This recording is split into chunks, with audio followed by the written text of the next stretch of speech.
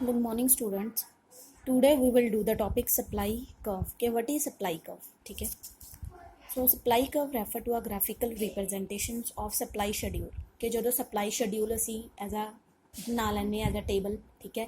जो supply schedule ਬਣਿਆ ਹੁੰਦਾ ਹੈ ਜਦੋਂ ਉਹਨੂੰ ਅਸੀਂ graphical representation ਦੇਣੀ ਹੁੰਦੀ ਹੈ ਤਾਂ ਉਹ supply curve ਬਣ ਜਾਂਦੀ ਹੈ, ਠੀਕ ਹੈ. ਜਦੋਂ graphical ਅਸੀਂ graph ਦੇ through ਜਦੋਂ ਇਹ ਸ਼ੋਅ ਕਰਦੇ ਹਾਂ ਸ਼ੈਡਿਊਲ ਦੀ ਜੋ ਅਮਾਊਂਟ ਹੁੰਦੀ ਹੈ ਜਦੋਂ ਸ਼ੋਅ ਕੀਤੀ ਜਾਂਦੀ ਹੈ ਕਰਵ ਦੇ ਥਰੂ ਜਾਂ ਗ੍ਰਾਫ ਦੇ ਥਰੂ, ਠੀਕ ਹੈ. And it is the locus of the all the points showing various quantity of a commodity that a producer is willing to sell at various level of price during a given period of time assuming no change in other factors, ठीक है. Other factors ਦੇ ਵਿੱਚ ਕੋਈ change ਨਹੀਂ ਕੀਤਾ ਜਾਂਦਾ ਔਰ ਜੋ ਪ੍ਰੋਡਿਊਸਰਸ ਹੁੰਦਾ ਹੈ ਉਹ ਆਪਣੀ ਵਿਲਿੰਗ ਦੇ ਨਾਲ ਮਾਰਕੀਟ ਦੇ ਵਿੱਚ ਆਪਣੀ ਪ੍ਰੋਡਕਸ਼ਨ ਨੂੰ ਸੈਲ ਕਰ ਰਿਹਾ ਹੁੰਦਾ, ਇੱਕ ਪ੍ਰਾਈਸ ਫਿਕਸ ਕੀਤਾ ਜਾਂਦਾ, ਠੀਕ ਹੈ. ਔਰ ਅ ਗਿਵਨ ਪੀਰੀਅਡ ਆਫ ਟਾਈਮ ਦੇ ਵਿੱਚ ਜੋ ਮਟੀਰੀਅਲ ਹੈ ਮਾਰਕੀਟ ਦੇ ਵਿੱਚ ਸੈਲ ਕਰਨ ਦੇ ਲਈ ਲਿਆਂਦਾ ਜਾਂਦਾ ਹੈ, ਠੀਕ ਹੈ. ਸੋ ਇਹਦੇ ਕੁਝ ਫੀਚਰਸ ਨੇ and it shows a direct relationship between the price and the quantity, ਠੀਕ ਹੈ. ਜੋ ਸਪਲਾਈ ਕਰਵ ਹੋਏਗੀ ਉਹਦੇ ਵਿੱਚ ਇੱਕ ਡਾਇਰੈਕਟ ਰਿਲੇਸ਼ਨਸ਼ਿਪ ਸ਼ੋ ਕੀਤਾ ਜਾਂਦਾ ਹੈ. ਉਹ ਡਾਇਰੈਕਟ ਰਿਲੇਸ਼ਨਸ਼ਿਪ ਕਿਹਦਾ ਹੁੰਦਾ ਹੈ? ਪ੍ਰਾਈਸ ਦਾ ਹੁੰਦਾ ਹੈ ਔਰ ਕੁਆਂਟਿਟੀ ਦਾ ਹੁੰਦਾ ਹੈ, ਠੀਕ ਹੈ. It can be drawn for any commodity by plotting each combination of the supply schedule on a graph, ਠੀਕ ਹੈ. ਕਿ supply schedule as a show ਕੀਤਾ ਜਾਂਦਾ ਹੈ ਜੋ ਵੀ ਸਪਲਾਈ ਸ਼ੈਡਿਊਲ ਦੇ ਵਿੱਚ ਜੋ ਵੀ ਪਲੋਟਿੰਗ ਕੀਤੀ ਹੁੰਦੀ ਹੈ ਮੀਨਸ ਕਿ ਜੋ ਪ੍ਰਾਈਸ ਦੇ ਉੱਪਰ ਜਿੰਨੀ ਸਾਡੀ ਸਪਲਾਈ ਹੁੰਦੀ ਹੈ ਉਹੀ ਪੁਆਇੰਟਸ ਗ੍ਰਾਫ ਦੇ ਉੱਪਰ ਅਸੀਂ ਸ਼ੋ ਕਰਦੇ ਹਾਂ. ਇਹ ਨਹੀਂ ਹੈ ਕਿ ਪ੍ਰਾਈਸ ਹੋਰ ਹੋਏਗਾ, ਠੀਕ ਹੈ, ਉਹਦੀ ਸਪਲਾਈ ਹੋਰ ਹੋਏਗੀ ਜਾਂ ਕੁਆਂਟਿਟੀ ਹੋਰ ਸੇਲ ਕੀਤੀ ਹੋਏਗੀ. ਔਰ ਇਹ ਟੂ ਟਾਈਪਸ ਦਾ ਹੁੰਦਾ, individual market supply and market supply, individual supply curve and market supply curve, ठीक है. First is individual supply curve. So individual supply curve refer to a graphical representations of individual supply schedule. ਜਦੋਂ ਸਿਰਫ ਇੱਕ producer ਜਾਂ ਇੱਕ firm ਦੀ sale ਨੂੰ ਹੀ show ਕੀਤਾ ਜਾਂਦਾ ਹੈ ਔਨ ਅ ਗ੍ਰਾਫ ਤਾਂ ਉਹ ਇੰਡੀਵਿਜੂਅਲ ਸਪਲਾਈ ਕਰਵ ਹੋ ਜਾਂਦੀ ਹੈ, ਠੀਕ ਹੈ. ਸਿਰਫ ਇੱਕ ਫਰਮ ਦੀ ਜਾਂ ਇੱਕ ਪ੍ਰੋਡਿਊਸਰ ਦੀ ਅਸੀਂ ਸਪਲਾਈ ਕਰਵ ਨੂੰ ਪ੍ਰਜੈਂਟ ਕਰਦੇ ਹਾਂ. ਦੇਖੋ ਉਹ ਐਕਸੈਸ ਦੇ ਉੱਪਰ ਅਸੀਂ ਕੁਆਂਟਿਟੀ ਦੇਖੀ ਹੈ, ਠੀਕ ਹੈ, ਔਰ ਉਹ ਵਾਈਜ਼ਸ ਸ਼ੋਜ਼ ਦਾ ਪ੍ਰਾਈਸ, ਠੀਕ ਹੈ. ਐਂਡ 0 to 25 ਉਹਨਾਂ ਨੇ 5 ਦੇ ਡਿਫਰੈਂਸ ਦੇ ਨਾਲ ਕੀ ਲਿਆ? ਕੁਆਂਟਿਟੀ ਸਪਲਾਈ, ਜਿੰਨੀ ਕੁਆਂਟਿਟੀ ਮਾਰਕੀਟ ਦੇ ਵਿੱਚੋਂ ਸੇਲ ਕਰ ਰਹੇ ਨੇ. ਔਰ ਇਹਨਾਂ ਦੇ ਉੱਪਰ ਉਹਨਾਂ ਨੇ ਪ੍ਰਾਈਸ ਕੀ ਫਿਕਸ ਕੀਤਾ ਹੋਇਆ? 1 to 5, ਉਹਨਾਂ ਨੇ 1 to 5 ਪ੍ਰਾਈਸ ਫਿਕਸ ਕੀਤਾ ਹੋਇਆ. ਫਿਰ ਅਸੀਂ ਦੇਖਣਾ ਹੈ ਕਿ ਜਦੋਂ ਪ੍ਰਾਈਸ 1 ਸੀ ਤਾਂ ਉਦੋਂ ਸਪਲਾਈ ਕਿੰਨੀ ਹੋ ਰਹੀ ਹੈ, ਜਦੋਂ 2 ਪ੍ਰਾਈਸ ਹੈ ਦੈਨ ਕਿੰਨੀ ਸਪਲਾਈ ਉਹ ਆਪਣੀ ਮਾਰਕੀਟ ਦੇ ਵਿੱਚ ਸੈਲ ਕਰ ਰਹੇ ਨੇ ਜਾਂ ਕਿੰਨੀ ਕੁਆਂਟਿਟੀ ਸੈਲ ਹੋ ਰਹੀ ਹੈ, ਜਦੋਂ 3 ਹੈ 4 ਹੈ 5 ਹੈ. ਜਦੋਂ ਇਹਨਾਂ ਪੁਆਇੰਟਸ ਨੂੰ, ਇਹਨਾਂ ਡਾਟਸ ਨੂੰ ਅਸੀਂ ਆਪਸ ਦੇ ਵਿੱਚ ਇੱਕ ਟੱਚ ਕਰਦੇ ਹਾਂ ਜਾਂ ਮਿਲਾਉਂਦੇ ਹਾਂ ਤਾਂ ਸਾਨੂੰ ਇੱਕ ਡਾਇਰੈਕਟ ਸਟ੍ਰੇਟ ਲਾਈਨ ਜਿਹੜੀ ਹੈ ਮਿਲਦੀ ਹੈ ਔਰ ਦਿਸ ਇਜ਼ ਦਾ ਸਪਲਾਈ ਕਰਵ.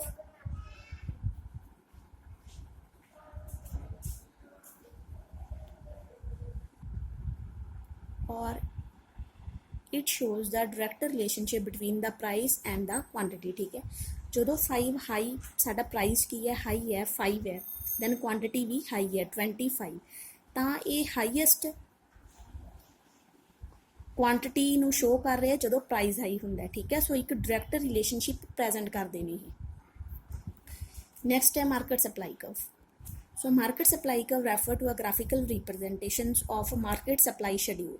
ਜਦੋਂ ਮਾਰਕੀਟ ਸਪਲਾਈ ਕਰਵ ਨੂੰ ਅਸੀਂ ਉਹਨਾਂ ਦੇ ਜੋ ਸਪਲਾਈ ਕਰਵ ਉਹ ਹੁੰਦੀ ਹੈ ਜਦੋਂ ਅਸੀਂ ਮਾਰਕੀਟ ਦੇ ਵਿੱਚ, ਕਿਉਂਕਿ ਡਿਫਰੈਂਟ ਫਾਰਮਸ ਹੁੰਦੀਆਂ ਨੇ, ਫਾਰਮ ਏ ਹੁੰਦੀ ਹੈ, ਫਾਰਮ ਬੀ ਹੁੰਦੀ ਹੈ, ਜਦੋਂ ਉਹਨਾਂ ਦੀ ਟੋਟਲ ਅਸੀਂ ਸੇਲ ਨੂੰ ਕਲੈਕਟ ਕਰਦੇ ਹਾਂ, ਟੋਟਲ ਸੇਲ ਨੂੰ ਅਸੀਂ ਪਲੱਸ ਕਰਦੇ ਹਾਂ ਤਾਂ ਸਾਡੇ ਕੋਲ ਮਾਰਕੀਟ ਸਪਲਾਈ ਕਰਵ ਆਉਂਦੀ ਹੈ, ਠੀਕ ਹੈ. ਸਪਲਾਈ ਸ਼ੈਡਿਊਲ ਕੀਤਾ, ਸਪਲਾਈ ਸ਼ੈਡਿਊਲ ਦੇ ਵਿੱਚ ਦੇਖਿਆ ਸੀ ਕਿ supply of A firm, supply of B firm or it's a market supply curve, supply schedule, ਠੀਕ ਹੈ. ਇਹਨਾਂ ਦੇ ਸਾਨੂੰ ਟੋਟਲ ਸਪਲਾਈ ਯੂਨਿਟਸ ਮਿਲ ਰਹੇ ਨੇ, ਠੀਕ ਹੈ.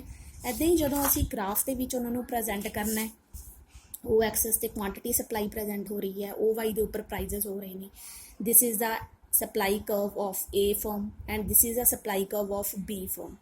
ਜਿੱਥੇ ਬੀ ਫਰਮ ਆਪਣੇ ਪ੍ਰਾਈਜ਼ਸ ਦੇ ਉੱਪਰ ਕੁਆਂਟਿਟੀ ਸਪਲਾਈ ਕਰਦਾ ਜਾਏਗਾ ਉੱਥੇ ਅਸੀਂ ਉਹਨਾਂ ਦੇ ਡਾਟਸ ਲਗਾ ਲੈਣੇ ਹੈ ਔਰ ਉਹਨਾਂ ਡਾਟਸ ਨੂੰ ਆਪਸ ਦੇ ਵਿੱਚ ਮਿਲਾ ਦੇਣਾ, ਠੀਕ ਹੈ. ਟੱਚ ਕਰਕੇ ਸਾਡੇ ਕੋਲ ਕੀ ਆ ਜਾਏਗਾ? Supply of B firm. ਔਰ ਇਹਨਾਂ ਦੋਨਾਂ ਦੀ ਸਪਲਾਈ ਨੂੰ ਜਦੋਂ ਅਸੀਂ ਪਲੱਸ ਕਰਦੇ ਹਾਂ ਉਸ ਨਾਲ ਸਾਡੇ ਕੋਲ ਜੋ ਪੁਆਇੰਟਸ ਬਣ ਰਹੇ ਨੇ ਟੋਟਲ ਸਪਲਾਈ ਕਰਵ ਦੇ, ਮਾਰਕੀਟ ਸਪਲਾਈ ਕਰਵ ਦੇ, ਉੱਥੇ ਅਸੀਂ ਆਪਣੇ ਪੁਆਇੰਟਸ ਪਲਾਟ ਕਰਨੇ ਆ, ਠੀਕ ਹੈ। ਸੋ ਸਾਡੇ ਕੋਲ ਇਹ ਕੀ ਬਣ ਜਾਂਦੀ ਹੈ, ਮਾਰਕੀਟ ਸਪਲਾਈ ਕਰਵ। ਕਲੀਅਰ। ਇਹ ਨਹੀਂ ਹੈ ਕਿ ਅਗਰ ਸਪਲਾਈ ਕਰਵ ਏ ਫਰਮ ਦੀ ਸਟਰੇਟ ਹੈ ਤਾਂ ਬੀ ਦੀ ਸਟਰੇਟ ਆਏਗੀ, ਮਾਰਕੀਟ ਸਪਲਾਈ ਕਰਵ ਦੀ ਸਟਰੇਟ ਆਏਗੀ। ਤੁਸੀਂ ਆਪਣੇ ਪੁਆਇੰਟਸ ਉੱਤੇ ਹੀ ਲਗਾਣੇ ਹੈ ਜਿੱਥੇ ਜਿੱਥੇ ਸਾਨੂੰ ਜਿਸ ਪ੍ਰਾਈਸ ਦੇ ਉੱਪਰ ਜਿੰਨੀ ਸੇਲ ਉਹਨਾਂ ਦੀ, ਜਿੰਨੀ ਸਪਲਾਈ ਉਹਨਾਂ ਦੀ ਸ਼ੋ ਹੋ ਰਹੀ ਹੈ। Clear. So next question, law of supply, it's very important questions, ठीक है। law of supply, so economists have studied the behavior of sellers just as they have studied the behavior of buyers. As a result of their observations they have arrived at the law of supply. so ਇਹਦੇ ਵਿੱਚ ਕੀ ਹੈ ਕਿ ਅਸੀਂ law of demand ਕੀਤਾ ਹੈ, ਠੀਕ ਹੈ। law of demand ਦੇ ਵਿੱਚ ਸਾਨੂੰ indirect relationship show ਹੁੰਦਾ ਹੈ ਪ੍ਰਾਈਸ ਔਰ ਕੁਆਂਟਿਟੀ ਦਾ, ਬਟ ਜੋ ਸਪਲਾਈ ਹੈ ਉਹਦੇ ਵਿੱਚ ਉਹਨਾਂ ਨੇ ਕਿਹਾ ਕਿ ਇਹ ਪ੍ਰੋਡਿਊਸਰ ਔਰ ਜੋ ਬਾਇਰ ਹੈ ਉਹਨਾਂ ਦੋਨਾਂ ਦੇ ਬਿਹੇਵੀਅਰ ਨੂੰ ਜਦੋਂ ਉਹਨਾਂ ਨੂੰ ਸਰਚ ਕੀਤਾ ਤਾਂ ਸਾਨੂੰ ਇੱਕ ਲਾਅ ਆਫ ਸਪਲਾਈ ਮਿਲਦਾ ਹੈ। ਲਾਅ ਆਫ ਸਪਲਾਈ ਸਾਨੂੰ ਕੀ ਪ੍ਰੈਜ਼ੈਂਟ ਕਰਦਾ ਹੈ? Law of supply state the direct relationship between the price and the quantity supply keeping other factor constant. Other factor constant ਰੱਖਣੇ ਹੈ, ਠੀਕ ਹੈ, ਚਾਹੇ ਉਹ taste and preference of the consumer ਹੋਏ, ਚਾਹੇ ਪ੍ਰਾਈਸ ਹੋਏ, ਠੀਕ ਹੈ, ਚਾਹੇ ਵੈਦਰ ਕੰਡੀਸ਼ਨਸ ਹੋਣ, ਉਹ ਸਾਰੇ ਅਸੀਂ ਜੋ ਫੈਕਟਰਸ ਨੇ ਉਹਨਾਂ ਨੂੰ ਕੌਨਸਟੈਂਟ ਰੱਖਣਾ ਔਰ ਇਹਦੇ ਵਿੱਚ ਇੱਕ ਡਾਇਰੈਕਟ ਰਿਲੇਸ਼ਨਸ਼ਿਪ ਨੂੰ ਸ਼ੋ ਕਰਦਾ ਹੈ। So after that we will do the assumptions of law of supply. First assumptions ਹੈ ਕਿ price of other goods are constant, ਅਸੀਂ ਪ੍ਰਾਈਸ ਕੌਨਸਟੈਂਟ ਰੱਖਣਾ ਹੈ ਇਹਦੇ ਵਿੱਚ। There is no change in the state of technology च कोई change नहीं आएगा। Price of the factor of production remain same. ਇਹ ਨਹੀਂ ਹੈ ਕਿ ਅਸੀਂ ਅਗਰ ਫੈਕਟਰ ਆਫ ਪ੍ਰੋਡਕਸ਼ਨ ਕਿਹੜੇ ਹੁੰਦੇ ਆ ਲਾਈਕ ਲੈਂਡ, ਲੇਬਰ, ਕੈਪੀਟਲ, ਠੀਕ ਹੈ, ਉਹਨਾਂ ਨੂੰ ਅਸੀਂ ਚੇਂਜ ਕਰਦੇ ਜਾਈਏ। ਜਦੋਂ ਅਸੀਂ ਇਹ ਲਾਅ ਆਫ ਸਪਲਾਈ ਨੂੰ ਕਰਨਾ ਹੈ, ਜਦੋਂ ਲਾਅ ਆਫ ਸਪਲਾਈ ਉਸ ਪਰਟੀਕੂਲਰ ਕੰਡੀਸ਼ਨਸ 'ਤੇ ਹੀ ਲੱਗਦਾ ਕਿ ਜੋ ਚੱਲ ਰਹੀਆਂ ਨੇ ਉਹੀ ਕੰਡੀਸ਼ਨਸ 'ਤੇ ਅਪਲਾਈ ਹੋਏਗਾ। ਇਹ ਨਹੀਂ ਹੈ ਕਿ ਗੁੱਡਸ ਦੇ ਪ੍ਰਾਈਸਸ ਚੇਂਜ ਅਸੀਂ ਕਰ ਰਹੇ ਹਾਂ, ਅਸੀਂ ਜੋ ਫੈਕਟਰ ਯੂਜ਼ ਕਰ ਰਹੇ ਹਾਂ ਪ੍ਰੋਡਕਸ਼ਨ ਦੇ ਲਈ ਉਹਨਾਂ ਨੂੰ ਚੇਂਜ ਕਰ ਰਹੇ ਹਾਂ। ਕਦੇ ਲੇਬਰ ਇਨਕਰੀਜ਼ ਕਰ ਦਿੰਦੇ ਹਾਂ, ਕਦੇ ਅਸੀਂ ਰॉ ਮਟੀਰੀਅਲ ਇਨਕਰੀਜ਼ ਕਰ ਦਿੰਦੇ ਹਾਂ। ਸੋ ਇਹਨਾਂ ਨੂੰ ਅਸੀਂ ਸੇਮ ਹੀ ਰੱਖਣਾ ਹੈ, ਕੌਨਸਟੈਂਟ ਰੱਖਣਾ ਹੈ, ਇਹਨਾਂ ਵਿੱਚ ਚੇਂਜਸ ਨਹੀਂ ਕਰਨੇ। ਔਰ ਇਹਦੇ ਵਿੱਚ ਜੋ ਟੈਕਸੇਸ਼ਨ ਪੋਲਿਸੀ ਹੁੰਦੀ ਹੈ ਗਵਰਨਮੈਂਟ ਦੀ ਉਹਦੇ ਵਿੱਚ ਵੀ ਕੋਈ ਚੇਂਜ ਨਹੀਂ ਕਰਨਾ। ਔਰ ਪ੍ਰੋਡਿਊਸਰਸ ਦੇ ਜੋ ਗੋਲਸ ਨੇ ਉਹਨਾਂ ਨੂੰ ਵੀ ਸੇਮ ਰੱਖਣਾ ਹੈ। ਇਹ ਨਹੀਂ ਹੈ ਕਿ ਅਗਰ ਉਹਦਾ ਹੁਣ ਗੋਲ ਹੈ ਕਿ ਮੈਂ ਇੰਨੇ ਯੂਨਿਟਸ ਪ੍ਰੋਡਿਊਸ ਕਰਨੇ ਨੇ ਤਾਂ ਉਹਦਾ ਅਸੀਂ ਸਪਲਾਈ ਇਨਕਰੀਜ਼ ਕਰ ਦਾਂਗੇ। ਜਦੋਂ ਲਾਅ ਆਫ ਸਪਲਾਈ ਅਸੀਂ ਲਾਅ ਆਫ ਸਪਲਾਈ ਚੱਲ ਰਿਹਾ ਹੈ ਤਾਂ ਉਸ ਟਾਈਮ ਜੋ ਕੰਡੀਸ਼ਨਸ ਇੱਕ ਵਾਰ ਡਿਸਾਈਡ ਕਰ ਲਈਆਂ ਉਸੇ ਕੰਡੀਸ਼ਨਸ ਦੇ ਬੇਸ ਦੇ ਉੱਪਰ ਲਾਅ ਆਫ ਸਪਲਾਈ ਐਪਲੀਕੇਬਲ ਹੋਏਗਾ, ਠੀਕ ਹੈ। ਨੈਕਸਟ ਹੈ ਸਪਲਾਈ ਸ਼ਡਿਊਲ, ਅਸੀਂ ਮੈਂਸ਼ਨ ਕਰਨਾ ਪ੍ਰਾਈਸ 1 to 5 ਔਰ ਇਹਦੇ ਉੱਪਰ ਅਸੀਂ ਕੁਆਂਟਿਟੀ ਮੈਂਸ਼ਨ ਕੀਤੀ ਹੋਈ ਹੈ ਕਿ ਪ੍ਰਾਈਸ ਇਨਕਰੀਜ਼ ਹੁੰਦਾ ਜਾ ਰਿਹਾ, ਉਹਦੇ ਨਾਲ ਸਾਡੀ ਕੁਆਂਟਿਟੀ ਵੀ ਇਨਕਰੀਜ਼ ਹੁੰਦੀ ਜਾ ਰਹੀ ਹੈ, ਮਾਰਕੀਟ ਦੇ ਵਿੱਚ ਸਪਲਾਈ ਵੀ ਇਨਕਰੀਜ਼ ਹੁੰਦੀ ਜਾ ਰਹੀ ਹੈ। ਕਿਉਂ ਹੁੰਦੀ ਜਾ ਰਹੀ ਹੈ? ਕਿਉਂਕਿ ਜਦੋਂ ਮਾਰਕੀਟ ਦੇ ਵਿੱਚ ਪ੍ਰਾਈਸ ਇਨਕਰੀਜ਼ ਹੁੰਦਾ ਹੈ ਤਾਂ ਉਦੋਂ ਪ੍ਰੋਡਿਊਸਰ ਕਹਿੰਦੇ ਨੇ ਅਸੀਂ ਮਾਰਕੀਟ ਦੇ ਵਿੱਚ ਜ਼ਿਆਦਾ ਤੋਂ ਜ਼ਿਆਦਾ ਸਪਲਾਈ ਲੈ ਕੇ ਆਈਏ। ਕਿਉਂ ਲੈ ਕੇ ਆਈਏ? ਕਿਉਂਕਿ ਅਗਰ ਸਪਲਾਈ ਜ਼ਿਆਦਾ ਹੋਏਗੀ ਉਹਦੇ ਨਾਲ ਪ੍ਰੋਡਿਊਸਰਸ ਦੀ ਸੇਲ ਇਨਕਰੀਜ਼ ਹੋਏਗੀ। ਮਾਰਕੀਟ ਦੇ ਵਿੱਚ ਗੁੱਡਸ ਅਗਰ ਜ਼ਿਆਦਾ ਇਨਕਰੀਜ਼ ਪਰਚੇਜ਼ ਹੋ ਰਹੀਆਂ ਨੇ, ਸੈੱਲ ਹੋ ਰਹੀਆਂ ਨੇ ਤਾਂ ਉਹਦੇ ਨਾਲ ਉਹਨਾਂ ਨੂੰ ਪ੍ਰੋਫਿਟ ਮਿਲੇਗਾ, ਠੀਕ ਹੈ। ਉਸ ਤੋਂ ਬਾਅਦ ਇਹ ਕਰਵ ਸ਼ੋ ਕਰਨੀ ਹੈ ਲਾਅ ਆਫ ਸਪਲਾਈ ਦੇ ਵਿੱਚ। ਉਹ ਐਕਸਿਸ ਤੇ ਕੁਆਂਟਿਟੀ ਸਪਲਾਈ ਹੈ, ਉਹ ਵਾਈ ਦੇ ਉੱਪਰ ਪ੍ਰਾਈਸ ਹੈ, ਠੀਕ ਹੈ। ਔਰ ਇਟਸ ਸਟ੍ਰੇਟ ਲਾਈਨ ਇੱਕ ਸਾਨੂੰ ਸ਼ੋ ਹੁੰਦੀ ਹੈ। ਨੈਕਸਟ ਹੈ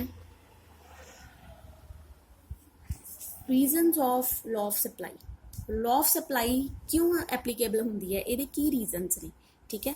ਪ੍ਰੋਫਿਟ ਮੋਟਿਵ ਅਸੀਂ ਡਿਸਕਸ ਕਰ ਹੀ ਚੁੱਕੇ ਹਾਂ ਕਿ ਪ੍ਰੋਡਿਊਸਰ ਨੂੰ ਪ੍ਰੋਫਿਟ ਚਾਹੀਦਾ ਹੁੰਦਾ ਹੈ। ਪ੍ਰੋਫਿਟ ਅਗਰ ਪ੍ਰਾਈਸ ਇਨਕਰੀਜ਼ ਹੋਏਗਾ ਤਾਂ ਹਰ ਇੱਕ ਪ੍ਰੋਡਿਊਸਰ ਇਹੀ ਚਾਹੇਗਾ ਕਿ ਉਹ ਮਾਰਕੀਟ ਦੇ ਵਿੱਚ ਉਹ ਆਪਣੇ ਗੁੱਡਸ ਨੂੰ ਲੈ ਕੇ ਆਏ, ਉਹਦੀ ਮਾਰਕੀਟ ਦੇ ਵਿੱਚ ਗੁੱਡਸ ਸੇਲ ਹੋ ਕੇ ਜੋ ਪ੍ਰਾਈਸ ਮਿਲੇ ਉਹਦੇ ਨਾਲ ਉਹਦਾ ਪ੍ਰੋਫਿਟ ਇਨਕਰੀਜ਼ ਹੋਏ, ਠੀਕ ਹੈ।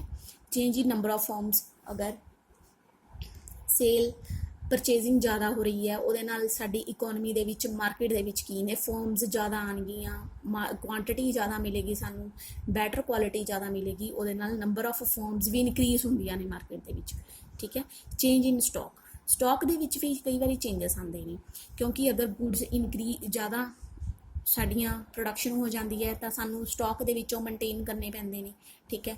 ਕਿਉਂਕਿ ਗੁੱਡਸ ਕਸਟਮਰ ਦੀ ਡਿਮਾਂਡ ਦੇ ਉੱਪਰ ਬਣ ਰਹੀਆਂ ਹੁੰਦੀਆਂ ਨੇ, ਠੀਕ ਹੈ। ਜਦੋਂ ਡਿਮਾਂਡ ਘੱਟ ਜਾਂਦੀ ਹੈ ਤਾਂ ਫਿਰ ਉਹਦੇ ਨਾਲ ਸਟਾਕ ਦੇ ਵਿੱਚ ਸਾਨੂੰ ਗੁੱਡਸ ਆਪਣੀਆਂ ਰੱਖਣੀਆਂ ਪੈਂਦੀਆਂ ਨੇ। ਸੋ ਇਹਦੇ ਨਾਲ ਸਟਾਕ ਦੀ ਜੋ ਹੈ ਇਨਵੈਂਟਰੀਜ਼ ਨੇ ਫਿਊਚਰ ਦੇ ਵਿੱਚ ਸੇਲ ਕਰਨ ਦੇ ਲਈ ਸਾਨੂੰ ਸਟਾਕ ਦੇ ਵਿੱਚ ਵੀ ਚੇਂਜਸ ਆਉਂਦੇ ਰਹਿੰਦੇ ਨੇ।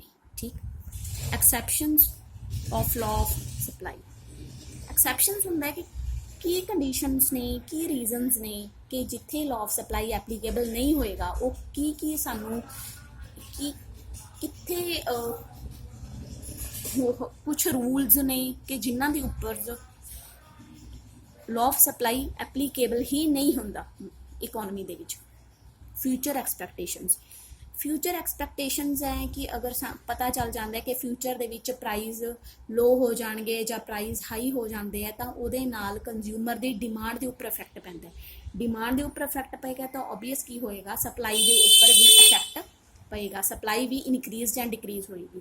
ਸੋ ਕਈ ਵਾਰੀ ਫਿਊਚਰਸ ਦੇ ਵਿੱਚ ਪ੍ਰਾਈਸਿਸ ਦੇ ਵਿੱਚ ਚੇਂਜਸ ਹੋਣ ਦੇ ਨਾਲ ਸਪਲਾਈ ਦੇ ਵਿੱਚ ਚੇਂਜਸ ਆ ਜਾਂਦੀ ਹੈ ਤੇ ਲਾਅ ਆਫ ਸਪਲਾਈ ਉੱਥੇ ਐਪਲੀਕੇਬਲ ਨਹੀਂ ਹੁੰਦਾ। Agriculture goods, so law of supply ਕਈ ਵਾਰੀ ਐਗਰੀਕਲਚਰ ਗੁੱਡਸ ਦੇ ਉੱਪਰ ਵੀ ਐਪਲੀਕੇਬਲ ਨਹੀਂ ਹੁੰਦਾ, ਕਿਉਂਕਿ ਕੀ ਹੁੰਦਾ ਕਿ ਕਈ ਵਾਰੀ ਵੈਦਰ ਕੰਡੀਸ਼ਨਸ ਚੇਂਜ ਹੋ ਜਾਂਦੀਆਂ ਨੇ। ਠੀਕ ਹੈ, ਐਗਰੀਕਲਚਰ ਪ੍ਰੋਡਕਟਸ ਦੇ ਜੋ ਹੈ ਉਹਨਾਂ ਦੀ ਪ੍ਰੋਡਕਸ਼ਨ ਹੈ ਉਹ ਚੇਂਜਸ ਹੋ ਜਾਂਦੀ ਹੈ, ਤੇ ਜਿਹਦੇ ਨਾਲ ਕੀ ਹੁੰਦਾ ਹੈ ਕਿ ਐਗਰੀਕਲਚਰ ਦੇ ਵਿੱਚ ਜੋ ਗੁੱਡਸ, ਜੋ ਪ੍ਰੋਡਕਟ ਯੂਜ਼ ਹੋਣ ਵਾਲੇ ਹੁੰਦੇ ਹੈ, ਉਹਨਾਂ ਦੀ ਸਪਲਾਈ ਦੇ ਵਿੱਚ ਚੇਂਜਸ ਆਉਂਦੇ ਹੈ। ਠੀਕ ਹੈ, ਪੈਰੀਸ਼ੇਬਲਸ ਗੁੱਡਸ, ਕੁਛ ਪੈਰੀਸ਼ੇਬਲਸ ਗੁੱਡਸ ਹੁੰਦੀਆਂ ਨੇ। ਇਹ ਨਹੀਂ ਹੈ ਕਿ ਅਗਰ ਉਹਨਾਂ ਦੇ ਪ੍ਰਾਈਸਿਸ ਹਾਈ ਹੋ ਜਾਣਗੇ, ਉਹਨਾਂ ਦੇ ਪ੍ਰਾਈਸਿਸ ਲੋ ਹੋ ਜਾਣਗੇ ਤਾਂ ਸਾਡੀ ਉਹਨਾਂ ਦੀ ਕਸਟਮਰ ਦੀ ਡਿਮਾਂਡ ਦੇ ਉੱਪਰ ਇਫੈਕਟ ਪਏਗਾ। ਠੀਕ ਹੈ, ਇਹ ਨਹੀਂ ਹੈ। ਅਗਰ ਪ੍ਰਾਈਸ ਲੋ ਵੀ ਹੋ ਜਾਣਗੇ ਤਾਂ ਵੀ ਕਸਟਮਰ ਕੀ ਕਰਦੇ ਨੇ, ਪ੍ਰਾਈਸ ਡਿਮਾਂਡ ਨੂੰ ਇਹਦੇ ਵਿੱਚ ਹਾਈ ਹੋਈ ਰੱਖਣਗੇ, ਜਿਹਦੇ ਨਾਲ ਸਾਨੂੰ ਸਪਲਾਈ ਵੀ ਹਾਈ ਹੋਈ ਰੱਖਣੀ ਪਏਗੀ ਮਾਰਕੀਟ ਦੇ ਵਿੱਚ, ਕਿਉਂਕਿ ਨੈਸੈਸਰੀ ਗੁੱਡਸ ਨੇ ਉਹ ਉਹਨਾਂ ਨੂੰ ਲੈਣੀਆਂ ਹੀ ਪੈਣਗੀਆਂ। ਸੋ ਪੈਰੀਸ਼ੇਬਲ ਗੁੱਡਸ ਦੇ ਉੱਪਰ ਲਾਅ ਆਫ ਸਪਲਾਈ ਐਪਲੀਕੇਬਲ ਨਹੀਂ ਹੋਏਗਾ। ਰੇਅਰ ਆਰਟੀਕਲਸ ਲਾਈਕ ਉਹਨਾਂ ਦੇ ਉੱਪਰ ਵੀ ਇਹ ਆਰਟੀਕਲਸ, ਇਹ ਲਾਅ ਆਫ ਸਪਲਾਈ ਐਪਲੀਕੇਬਲ ਨਹੀਂ ਹੁੰਦਾ। ਠੀਕ ਹੈ, ਕੁਛ ਲਾਈਕ ਡਾਇਮੰਡ ਹੋ ਗਿਆ, ਗੋਲਡ ਹੋ ਗਿਆ। ਠੀਕ ਹੈ, ਅਗਰ ਇਹਨਾਂ ਦੇ ਪ੍ਰਾਈਸਿਸ, ਔਰ ਇੱਥੇ ਐਗਜ਼ਾਮਪਲਸ ਹੈ ਕਿ supply of rare articles like painting of Mona Lisa can not be increase even if their prices are increased, ਕਿ ਅਗਰ ਉਹਦੇ ਪ੍ਰਾਈਸਿਸ, ਉਸ ਪੇਂਟਿੰਗ ਦੇ ਪ੍ਰਾਈਸਿਸ, ਆਰਟੀਕਲਸ ਦੇ ਹਾਈ ਵੀ ਹੋ ਜਾਂਦੇ ਹੈ ਪ੍ਰਾਈਸਿਸ, ਤਾਂ ਵੀ ਉਹਦੇ ਹੋਰ ਜਿਹੜੀਆਂ ਨੇ ਆਰਟੀਕਲਸ ਨਹੀਂ ਮੈਨੂਫੈਕਚਰ ਹੋ ਸਕਦੇ। ਠੀਕ ਹੈ, ਸੋ ਇਹ ਨਹੀਂ ਹੈ ਕਿ ਕੋਈ ਰੇਅਰ ਗੁੱਡਸ ਦੇ ਵਿੱਚ ਵੀ ਲਾਅ ਆਫ ਸਪਲਾਈ ਐਪਲੀਕੇਬਲ ਨਹੀਂ ਹੁੰਦਾ। Backward countries like production and supply cannot be increased with the rise in price due to shortage of resources।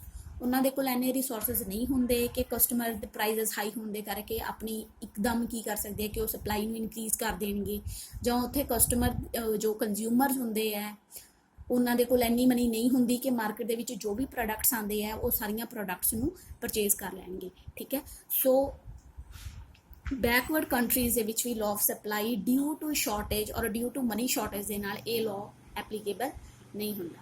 ਠੀਕ ਹੈ, so this is about law of supply.